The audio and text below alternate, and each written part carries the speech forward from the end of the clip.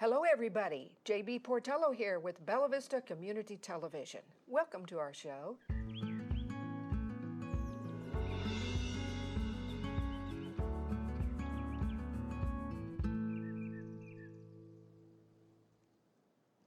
Hey there, everybody. We're back, and we have, I know you know this lady. She's been on the show many times. This is Dory Hammocky. Yes. And we have a really fun thing to tell people about today, don't we? Oh, I'm excited to share. It's time for the Bella Vista Garden Club Garden Walk, right?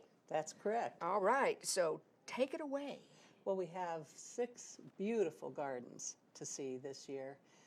It's going to be scheduled for June 14th from 10 a.m. till 2 p.m. And there's no particular order that anyone needs to go through in terms of viewing these gardens. You're going to just see a variety of gardens from a standpoint of personal residences and then also a couple of public gardens in it. Mm-hmm. There's no fee this year. In the past, we've usually charged, I think, $15, but we're going to do this as kind of our gift to the community. And there will be donation cans if someone decides that they want to do that, but it's really going to be lovely. And today we're going to walk you through some of those gardens. We're going to let you have kind of a sneak peek of what you can see when you actually go out on the tour. I'm excited. Yeah. Hey, let's get started. What's the very first one? What do we got going here? The first one we're going to see is the McMahon home, and this is located at 1 Creef Lane. It's an absolutely lovely place. It has a pool in the back, so I would describe it as kind of this retreat. It has a variety of different beds that you'll see, lots of color. She has kind of an affinity for lilies, which you're going to see in this one here. She also has some beautiful roses, and I'm going to tease you by saying you just need to ask her about the story about her roses. There's an interesting story behind it. Okay. But interestingly enough, this garden is predominantly handled or cared for by her husband. Oh. That's not normal in so many of these gardens that you'll see, but her husband takes care of this, and it's actually lovely. You can see there's a lot of wonderful seating places, so it's very inviting. The pool. Very inviting. Oh, yeah. Good. There's a slide. Did you notice that? Yeah. All but right. you can see these, different seating areas. This one here is actually in the cul-de-sac, and all their neighborhood comes over and they gather in this place. But she and Gary do most of the flowers for it. Nice little vignettes. Yeah. Yes. Lovely. All right. So that one address again is what? It's 1 Creef Lane. It's over by, all of these are on the west side of 71 Highway, and this particular one is on Loch Lomond. Okay, so before we leave today, we're going to tell people where they can actually get the map and all We that. are. But we're not going to do that yet. We are. Ready for the second one? Sure. Okay. Oh, looky there. There's our Jenny. So this is Jenny Vance, and Jenny and Dieter, her husband, own this home. It's located at 5 Glencoe Lane. When they bought this house, I think it was 2018, Jenny would tell you it was just rock, rock, rock. There was rock everywhere you looked, and this has truly been a labor of love to create this beautiful garden, and it's actually just a whole series of garden beds that surround their house completely. She was actually on the tour when we had the garden walk about 3 years ago, and if you went then and you went today, you'd find that it's really kind of a different garden. She's got some beautiful colors. She has both shade and sun areas, and there's just a kind of a whimsical touch to it. And this is really designed as a pollinator garden, so you're going to see lots of bees and butterflies, maybe even some hummingbirds buzzing around her various beds. But it's absolutely lovely, and the best way for me to describe it is it's just very inviting. There's kind of something different around every little bed that you see. She's done a lovely job with it. She's just down the street from me, so yeah. I can't wait. And you've probably seen it, but she has really kind of a mixture of annuals and perennials. And just little touches here and there that make it really attractive to birds and bees and butterflies. It's really interesting, and I'm sure it's planned this way. that everything is on the west side. That's for convenience of driving. It is. When our folks drive around and see these, there are going to be three in the Highlands area that are actually quite convenient to just drive from one to the other. They're not very far away at all. And then the fourth one of those gardens is actually, it's still on the west side, but it's closer to Concordia. And then the other two are just right off 71 Highway. So it's mostly kind of a west side Highlands garden walk here this year. Gotcha. It'll be really convenient for those who are driving to the various That's right. gardens. Is this still Jenny? No, No. this is a new one. This is located at 65 Ruthwell Drive, and this is the home of Brian and Julie O'Keefe. It's just absolutely delightful. Wow, look at that. They have a Yoder-built greenhouse, and she has things in that greenhouse year-round. She has plants through the winter, but it's also kind of a retreat in the summer too, and it's just lovely. Julie collects a lot of clay pots, and you'll see those in little vignettes, both in the greenhouse, but also around the property. This is truly a cutting garden. There are all kinds of both annuals and perennials, but if you were a florist, you could make a bouquet every day out of what you see in her yard. It's just absolutely lovely.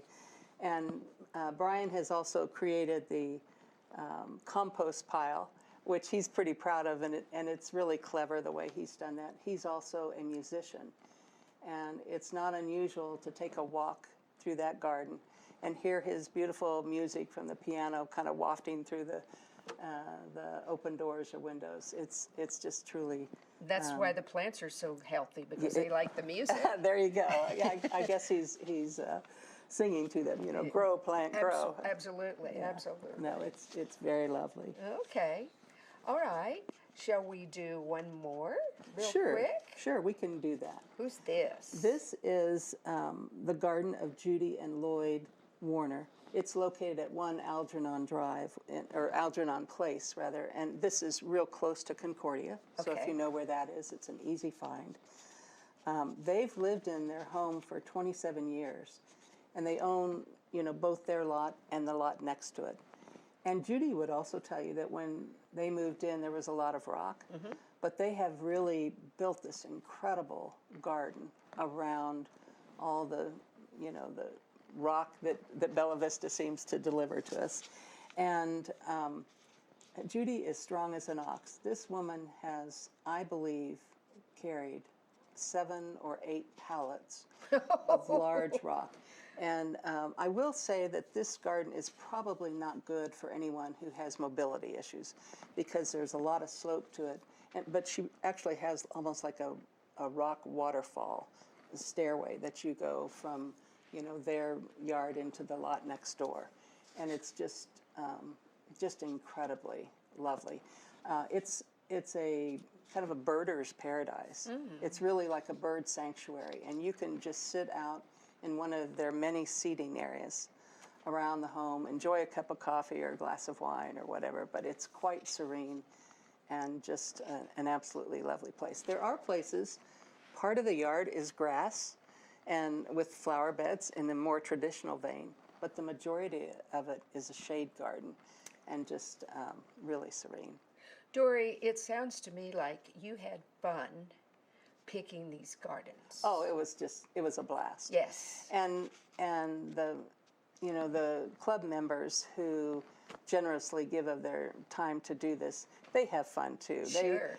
It's a day that they look forward to, and I can tell you from folks who have done this in the past, sometimes they'll say, it was one of my best days of the year, when we had folks come in, and they get to just share the joy that comes from, other people experiencing what you have spent a lot of time creating. Absolutely. Yeah. Absolutely. And they're, the other thing about it is that they're kind of clever about the way they do things. They, if you bought all of these from a nursery, it would be pretty darn expensive. But many of them have taken cuttings or divided their plants over the years. Not one of these gardens would have been built in 1 year. Gotcha. They would have all been kind of years of Well, change and you know development. how plants are. Sometimes they're like, I don't like it here. So you move it over here and it flourishes. Absolutely. So, Absolutely. you know, the next one we're going to do is more of a commercial one, but not. And let's spend a little more time talking about this one. This is the Okay. community Okay, garden. sure, sure. All right, so here we go. Well, this particular one, I think the pictures that I see right now are actually from the native bed Oh, they demonstrator are. garden. They are. But, You're right. this one is located at wastewater. And wastewater is open every day pretty much from 8 till 4. So anyone can drive up and see this garden. It's right inside the entry to wastewater. This was built about 4 years ago. It was started 4 years ago by Lou Jasper, who is one of our members. She's moved away, but she's still a member. She's a walking encyclopedia. Absolutely. When she was just a young child, her dad used to take her out into, the woods and the area around their home, and he would describe or name every plant for her, and she retained that. And this woman has such an affinity for native plants, and many of the plants in that garden came from her own, personal garden. When she moved, we took a lot of those plants to put in the native bed. And some more of them over at my house. There you go. Because I'm probably 90% native. There you go. So it's fun walking around the garden. That's Lou, and that's Jerry, and that's Jenny, and then I bought this from the garden club. There you go. And I bought this from the master gardeners. So they all they belong there. Yeah. They're part of the family. It's like friends. Yes, absolutely. But it's a small garden and just kind of delightful to walk through. And right now, I would say it's at its zenith. I mean, it's just really lovely. Almost everything is in bloom, and with all the rains we've had in the recent months, it's flourishing. So it's just a beautiful garden to go through. You know what I'm excited about is, because I'm a master naturalist as well, is that the garden club is now moving more toward native plants. Absolutely. And in fact, one of the things that we're getting kind of a late start this year for our Yard of the Month, but I'm kind of trying to turn it around a little bit. And when I present the next little thing that we're going to put out to the public, it's going to be more about show me your natives. There you go. So I'm proud of the garden club for their direction. That they're easier to take care of anyway. Well, they are. And, one of the things, I think even Lou recommended this when she helped get started. She said, for people who are looking to put more natives in their own home gardens, do a little bit of mix of annuals and natives, because when those natives die off, sometimes they look like a dried weed. They do. And so by intermixing some of the annuals, you keep your garden looking lovely year-round, but you're really doing wonderful things for the environment and for pollinators in particular. That's right. Okay, let's kind of save the community garden until after our break, but really quickly, because we're going to do this twice, let's talk about where they can find their own little copy of where to go and what to see, etc. Absolutely. There we go. We got it up on the screen. Yeah, if you go to bellavista.com, bellavistagardenclub.com, on that home page, you'll just scroll down a little ways and you're going to see a button that says Garden Walk Brochure. And you can push that button and it'll give you this brochure, which provides everything you need to know about the garden walk. So inside it, you'll see Let's hold it really still. Yeah. a little image of each garden and the location for it. Okay. And then on the back side, you'll see a map. And so that map shows you where each one is, and again provides the address. So this garden walk will be held, rain or shine, June 14th from 10 a.m. to 2 p.m.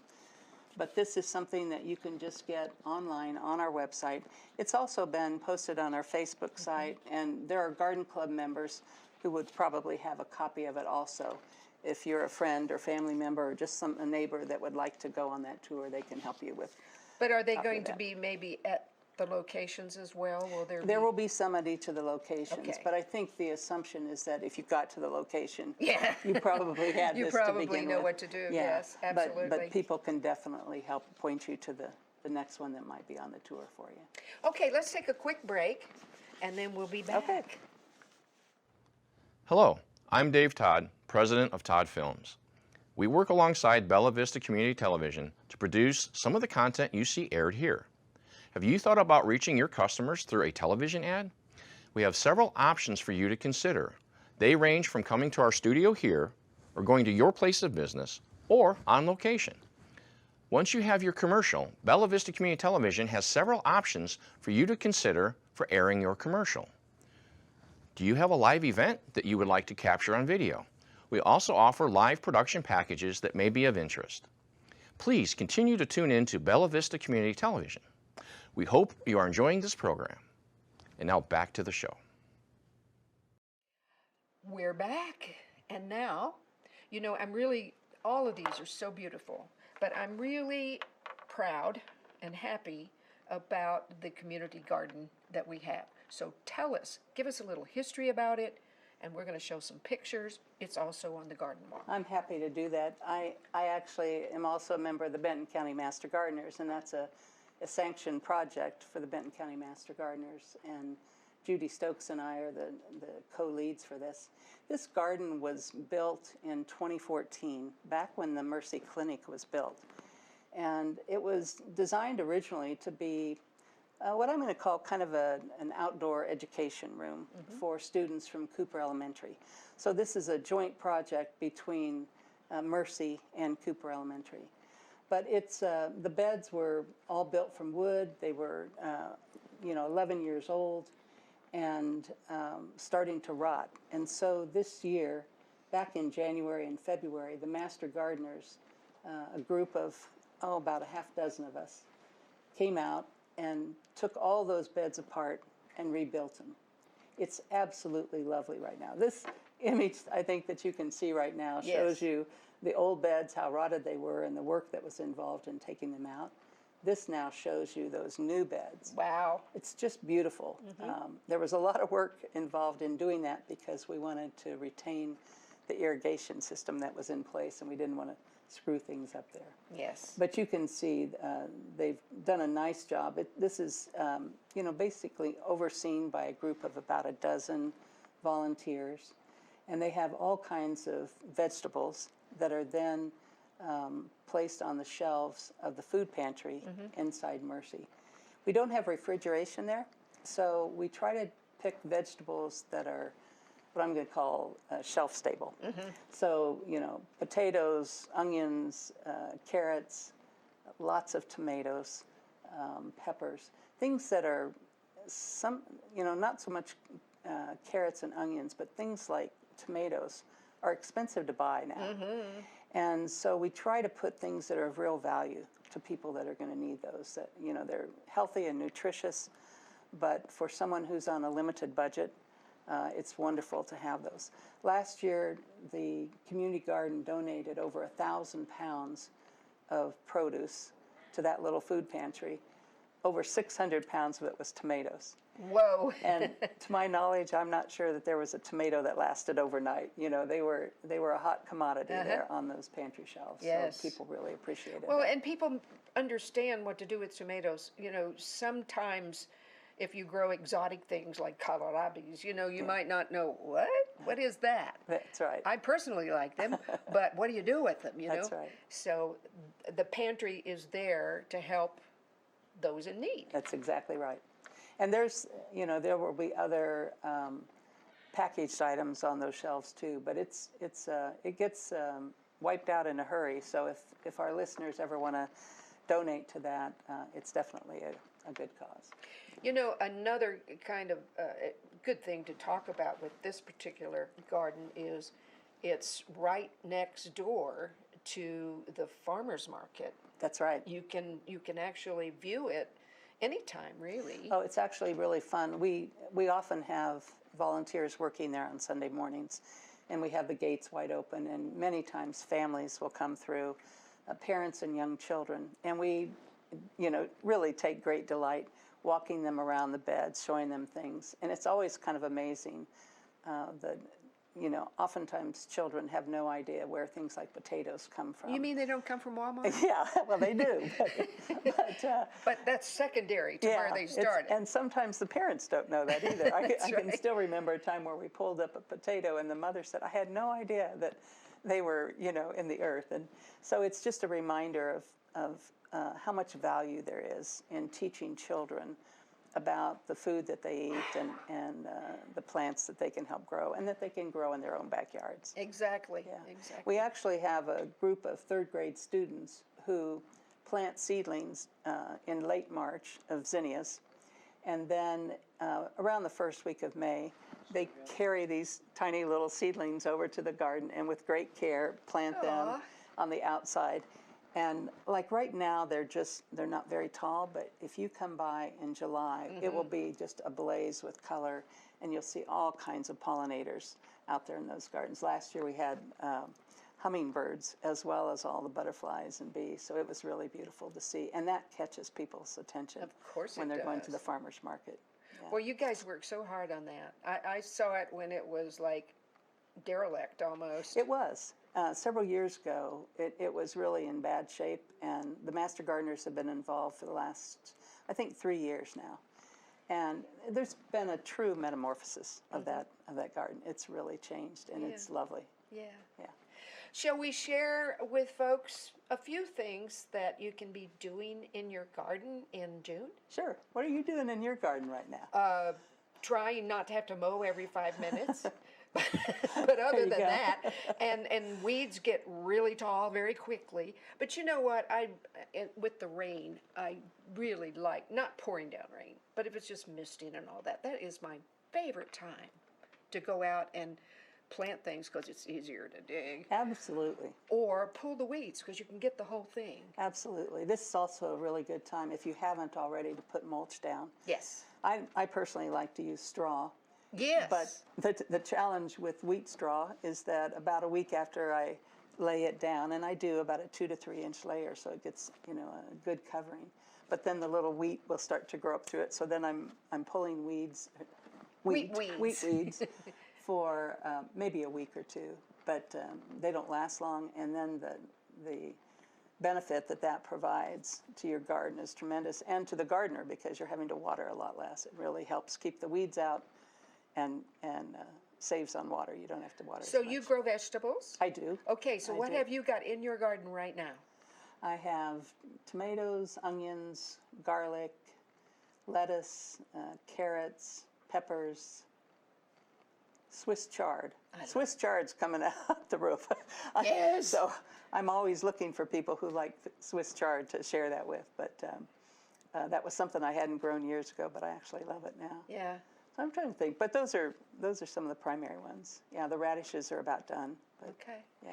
Well, I have all those, most all of those, but I'm also kind of at the tail end because of the cooler veggies. Yes. So I've got cabbage and cauliflower and broccoli Awesome. and kohlrabies. Oh, very good. But I have 14 raised beds, so it's not all veggies. Actually, I have a couple that the trees have gotten so tall it's a little more shady now. So they're really my pollinator natural plants. there you So go. I have it all right there, and a bird for the little birds to take their bath and the Yeah. whole thing. And you're right. I love doing the mulch in the veggie garden with the straw. Yeah, I think it looks cool too. it does. It really makes the vegetables kind of pop. Yep. But it's just of such benefit. People really need to try to take advantage of that when they can, and That's right. do that. So what else can people be doing in June? This is definitely a good time to keep the weeds under control. Just make sure that you're getting those out of there so that they're not taking the nutrients from the other plants. It's a time when you could be trimming some of your bushes, getting them kind of cleaned up a little bit for the summer. It's not true of all bushes, but definitely some of those that have already, kind of peaked. I'm just trying to think of some of the other things. Well, I tell you, with all this rain, one thing I'm doing right now is raising the canopy on a lot of the big trees. Otherwise, it just looks like a jungle taking over Well, everything. and sometimes you can't even mow, if Yeah. those limbs get too low, so That's you have right. to kind of, That's right. trim those up a little bit and so forth. If you have new trees in Bella Vista, a lot of times it's not a bad idea to have a little bit of a wire cage around them to keep the deer from Or the wanting dogs. to know, from nibbling at them. Yeah. Yeah, But absolutely. it's really kind of a peak season for most of us in the garden. By now you've planted and are harvesting your cool weather crops, and it's also the time to be putting in all those crops that love a lot of heat and so forth. Do you have an herb garden? I have herbs in pots. Okay. Yeah, I've kind of I learned my lesson on mint to Oh. not put it in a bed with other things because it definitely likes to dominate. It certainly does. I have right outside my kitchen door, I have a very high raised bed, and that's my herb garden. And it's so wonderful to just kind of walk out there when you need something in the kitchen and get a little oregano, or anything really. And so far, the critters haven't, not the critters, but the little insects haven't destroyed my parsley like There they you go. usually do. There's that. And I've discovered this new plant through the Master Naturalist. It's an herb, but I think it's more of a medicinal herb, and it's called dittany. Do you know Haven't dittany? heard of it. Oh, you ought to come by sometime. It looks a lot like oregano, but it's got a little bit more nip to it. Oh, goodness. So come over, and we'll go through and try taste it. and Yeah, taste the herbs. there you go. Yeah, there you go. What do you use it in cooking? Well, probably, and this is new for me. Okay. It's more of a medicinal herb. Oh, I okay. think it makes tea and all of that. But anywhere you could use oregano, Okay. you could probably use it. Okay. So, and basil, of course, is wonderful. Oh, I picked a boatload of basil just the other day. I mean, and that is one thing, that you do want to be trimming those off so that they'll get bushier and not tall. And, even my lavender's blooming. oh, mine's getting ready to also. Yeah, and then the rosemary. I used to have lavender in pots that lined my driveway. Or not the driveway, but the walkway down to my rock garden. And they were beautiful in the summer, and I loved that when you walked by them and you touched them, you'd get that scent of lavender. It was really lovely. But they don't winter over well No, in a pot. no. So last year I said, forget this. I don't want to keep buying lavender plants, so I put them in some of the, poorest rocky soil in my yard, and they are thriving. Oh. They're all ready to bloom this year. And so I thought, okay, I learned a good lesson on that. That's right. It was fun in the pots, but it's even, longer lasting in the ground. That's right. The other thing that I find really fun this time of year is, especially in the pollinated gardens, I swear to you, you can walk by one of those pollinated gardens and you can hear the bees, zzz, this undercurrent, and they're flying around everywhere, and they don't, as long as you don't mess with them, They're not gonna bother they're you. not bother you at all. I so. have quite a bit of catmint, and it's the exact same thing. It's just a constant buzz anytime you're near them. Exactly. Okay, anything we need to tell folks more about what to do with things at all? Water, we don't have to worry about right now, but later probably. But that does maybe influence lawn mowing right now. People are probably mowing a lot more frequently. This is really a good time to make sure that you're setting that lawnmower pretty high, because the taller that blade of grass is, the healthier it's going to be, and the easier it is for you to keep the weeds out. If you mow Exactly. it too low, you're cutting off below the leaf and scalding it. Not a good thing. Exactly, exactly. Okay, well, roses, boy, I tell you what, do you have trouble with fungus and aphids with your roses? I often try to apply, some kind of fungicide early in the season to keep the black spot at bay. I try to make sure that there's enough airflow through them, that they don't get too full, and trim them back a little bit to do that. But it won't be long too before we see the Japanese beetles. I haven't seen any in a long time. Last year wasn't as bad, but the year before, oh my goodness, they were just really plentiful around this area. And the best way to treat them is just take a little cup of soapy water, drop them off. Bye, guys. That's right. Drop it right in there. That's right. I learned a hard lesson with those when they had them around, is, had those traps. Well, all that did is bring the darn things in, because it was like, Everyone hey, in the we're having a neighborhood came to party. your house. Yeah, exactly. So I got over that in a hurry. There you go. Okay, well, I tell you what, let's one more time go through this, the where the garden party Okay. is, the all garden walk, Okay. excuse me. Yep. We've just got a few minutes left, so let's tell people one more time when, Okay. where, and how. It will be held on Saturday, June 14th, and there are 6 gardens that will be visible to people. There's no charge for it. It'll run from 10 a.m. to 2 p.m. You can tour those gardens in any order that you want. And in order to get those addresses, you can either look at our Facebook page, you'll see information there, or you can go out to the bellavistagardenclub.com, push that little button there that says print the brochure, and you'll have everything that you need. That's perfect. Yeah. Okay, Dory, well, as always, I love having you as a guest because you're very, very thorough about things. Now, you are the president right now of the club, but you are getting ready to hand that torch off to I someone am. new. That's correct. Jamie Hooper is going to be our new president here in the next month. Okay. She's going to do a fabulous job. She's been the vice president along with me in my term the last 2 years. And so the club's going to be in good hands with her leadership. Well, thank you for everything you've done. We appreciate you. Thank you. Okay, Bella Vista, we are finished for now, but the garden show will be back next month. I'm not sure what we're going to do, but I know it'll be fun. It will. All right. Bye, everybody.